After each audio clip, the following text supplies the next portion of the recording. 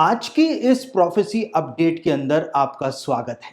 और आज की इस प्रोफेसी अपडेट के अंदर हम एक ऐसी भविष्यवाणी के ऊपर अपना ध्यान केंद्रित करने का प्रयास करेंगे जिसने आज पूरे इज़राइल के अंदर, यहूदी जगत के अंदर हलचल मचाई हुई है। और इज़राइल के अंदर ये भविष्यवाणी जो है वो बहुत ही ज्यादा सनसनी का विषय आज बनी हुई है। यहां तक कि इज़राइल के कई सारे प्रमुख अखबारों के अंदर भी ये भविष्यवाणी आज हमारे समय के अंदर छाई हुई है।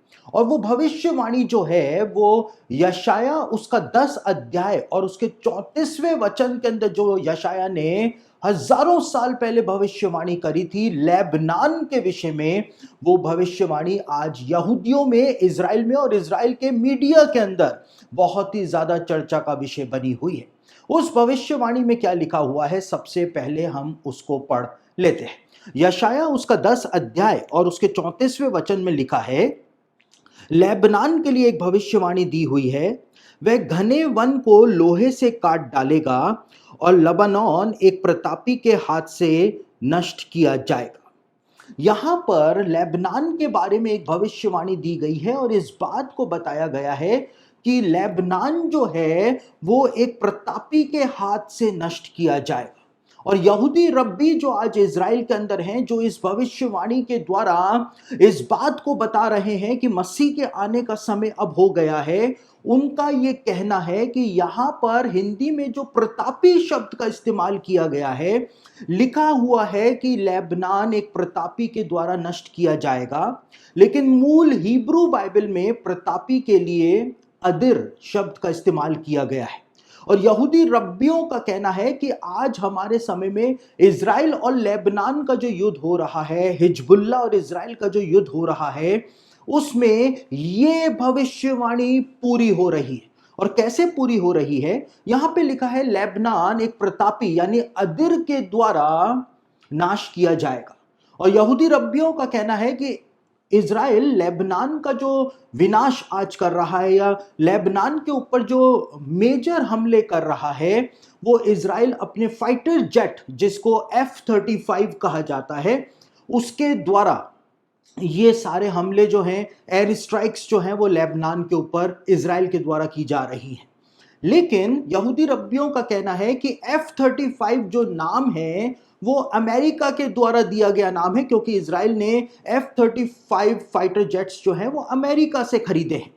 लेकिन इज़राइल के अंदर F-35 को F-35 नहीं कहा जाता है। लेकिन इजरायली सरकार ने या इजराइल का जो डिफेंस है, आईडीएफ जो है, उसने F-35 का नाम रखा हुआ है F-35 अदिर। यानी कि F-35 जो फाइटर जेट्स हैं उनको इजराइल के अंदर अदिर कहा जाता है। और यहां पे लिखा है कि लेबनान एक प्रतापी के द्वारा यानी अदिर के द्वारा नाश किया जाएगा। और आज बिल्कुल वैसा का वैसा हो रहा है। अदिर नाम का F-35 फाइटर जेट्स के द्वारा लेबनान के ऊपर हमले किए जा रहे हैं और लेबनान को तबाह किया जा रहा है। साथ ही यहूदी रब्बियों का यह भी कहना है कि यहां पर यशाया ने कहा है, वह घने वन को लोहे से काट डालेगा, लोहे से काट डालेगा। और यहां पर मूल जो हिब्रू बाइबल है उसमें लोहे के लिए बारजेल शब्द का इस्तेमाल किया गया है। यानी कि आयरन से घने वन को, लेबनान के घने वन को आयरन से जो है वो काटा जाएगा।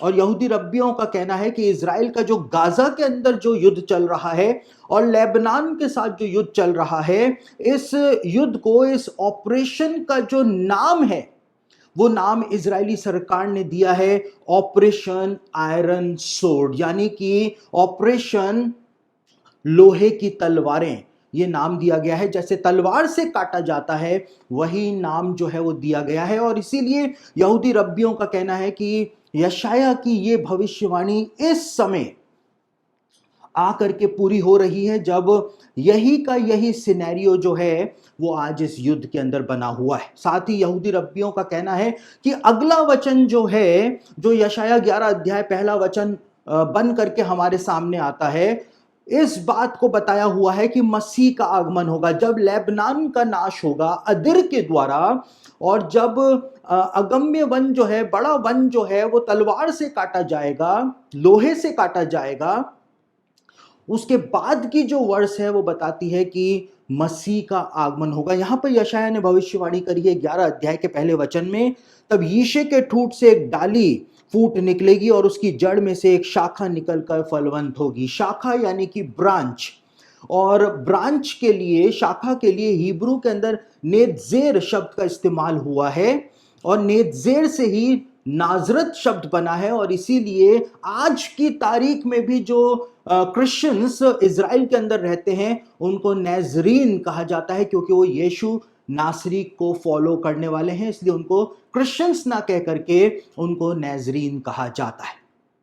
तो यहूदी रब्बियों का कहना है कि यहां पे यशायाह ने स्पष्ट रूप से भविष्यवाणी दी थी कि जब अदिर के द्वारा और लोहे के द्वारा जब लेबनान का विनाश होगा, उस समय क्या होगा, उसके बाद क्या होने वाला है, उसके बाद मसीह का आगमन, शाखा का आगमन, ब्रांच का आगमन जो है वो होने जा रहा है। और इसीलिए इज़राइल के अंदर सनसनी सी फैली हुई है कि हम बाइबल की भविष्यवाणियों के अंत के कगार के ऊपर आकर के खड़े हो गए हैं, और अब मसीह के आगमन का समय आ गया है। इसी कारण ये भविष्यवाणियां आज मध्य पूर्व के अंदर, इज़राइल के अंदर पूरी हो रही हैं।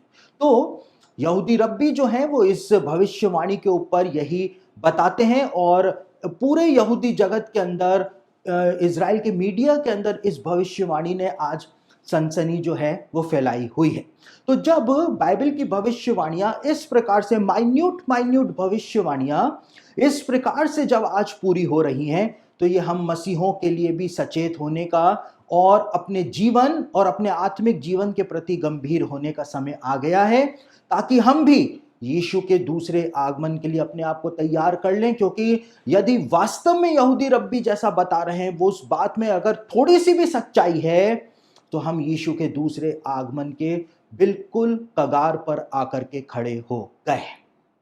साथ ही साथ मैं आपको बताना चाहूंगा कि एक बुक जो मैंने बीते समय लिखी थी, जिसका नाम है नए मंदिर का समय, वो बुक जो है उसके अंदर मैंने बताया हुआ है कि ईरान के साथ और दूसरे मध्य पूर्व के देशों के साथ जब इज़राइल का युद्ध होगा, उसके बाद किस तरह से हम अंतिम पड़ाव के अंदर आ जाएंगे, और परमेश्वर का नया मंदिर कैसे यरूशलेम के अंदर बनाया जाएगा। बाइबल की भविष्यवाणियों के लिहाज से फ्यूचर में क्या होने जा रहा है, यदि आप इसको जानना चाहते हैं, पढ़ना चाहते हैं, तो मेरी एक किताब उपलब्ध है जो मैंने ही लिखी है, बाइबल की भविष्यवाणियों पर नए मंदिर का समय। जितने भी अर्ली चर्च फादर्स थे, चेलों के चेले जो थे, उन्होंने अपनी किताबों में कैसे भविष्यवाणी करके लिखा था कि अंत के दिनों में परमेश्वर का लिटरल टेंपल यरूशलेम में बनाया जाएगा, वो सारी बातें आप इस किताब के अंदर पढ़ करके जानने पाएंगे। तो यदि ये किताब आप चाहते हैं, पढ़ना चाहते हैं, तो हमारे ऑफिस से संपर्क करके इस किताब को आप मंगा सकते हैं।